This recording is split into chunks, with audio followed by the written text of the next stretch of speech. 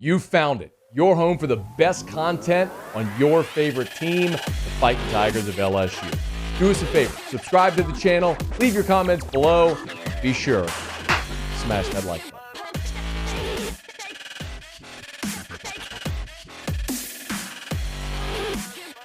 Speaking of teeing it up and kicking it off, we have no idea who is going to do that for LSU yet.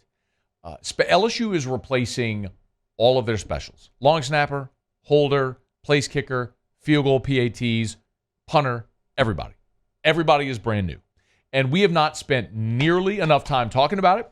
And that is, for me, especially considering how many close games I think LSU is going to play this year, that is terrifying.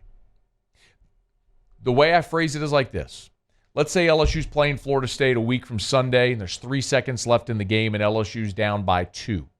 They've got a field goal from the left hash from 41 yards. How confident are you that Damian Ramos makes it? Cade York, put it on the board. Cole Tracy, pop the bottle. Damian Ramos, no clue.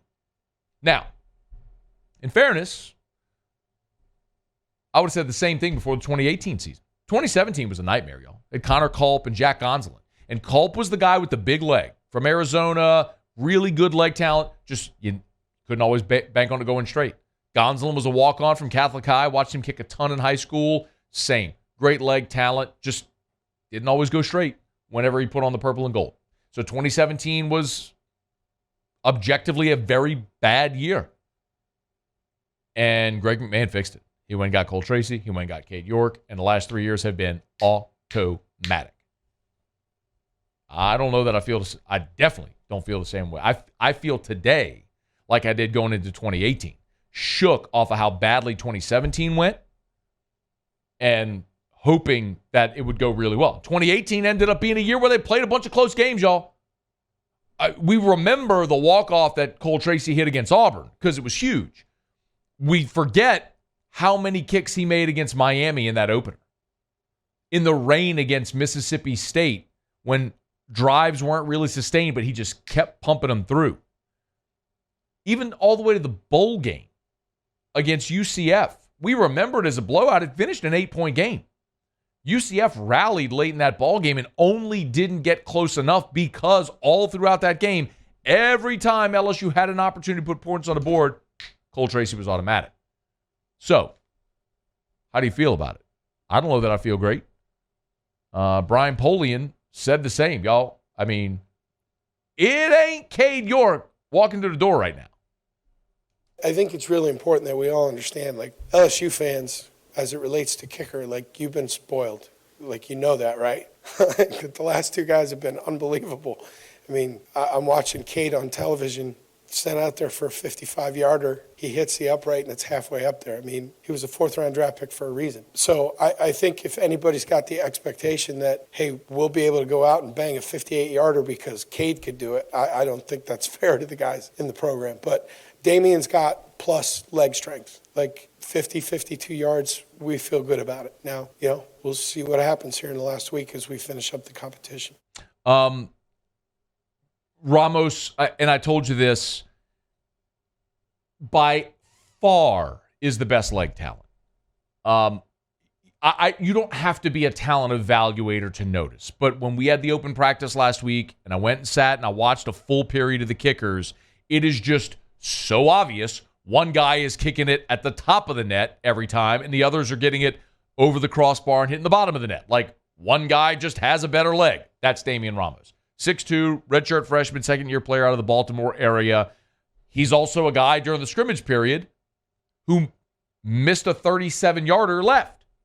Now, he also had a pretty good moment as well. Brian Polian relayed a story that they had a 51-yarder to win the game, air quotes, in one of the scrimmages, and Ramos nailed it. Awesome. What about when it's Florida State, full Superdome, national TV, and you're playing for keeps? There's no way to replicate that. There's no way to recreate that. You just can't do it. You can try and practice. There's just no way to recreate all the variables. You just got to wait and see how it goes. Polian elaborated a bit more on how they're up at choosing this kicker battle? The beauty of at least field goal kicking is it's pretty objective, right? I mean, they either go through the uprights or they don't. What we have done throughout the course of training camp is we have identified to the players, we're working on skill and technique today, and today's an instructional day. And then there are days that we make everybody aware, hey, we are charting right now. And we'll go through a series of 5 or 6 different spots, make sure everybody gets a rep, we film everything, and we chart everything. And you look up after about 2 weeks and you've got a pretty good body of work. Now, there is some intuition, there is a little bit of gut feel. How is a guy going to react in a team setting? As those numbers started to clear themselves up, we then, because you can't rep 4 kickers in a team setting, as a couple of guys began to separate themselves, now we put them into more 2-minute drill, overtime, team settings where we amp up the pressure a little bit. But, I was very curious to see how it was going to go in the stadium the other day. They were all PAT attempts, but we handled it, fairly well. So a lot of it's numbers based. And then after that, there's a little bit of intuition and how do you think a guy's going to react to what is going to be obviously a pressure field situation.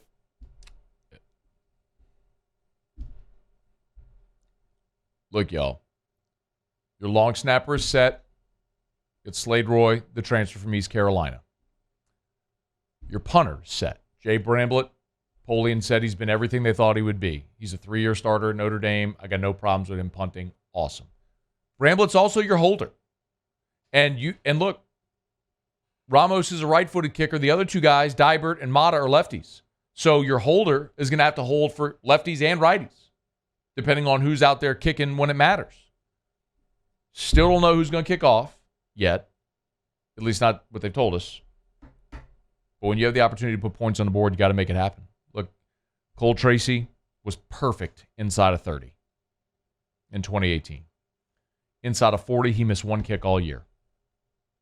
From 40 to 49 yards, he was 6 of 7. Perfect on PATs, 42 out of 42. His long that year was 54 yards. He was 29 of 33 on field goals. 29 of 33 and perfect on PATs. And then you went to the best kicker in the history of the program for the last 3 years, which has been incredible. So you ain't going to replicate that. Can you be good enough? You need to be. Hey, thanks so much for watching. Please leave your comments. I love to interact. And be sure to hit the red subscribe button below.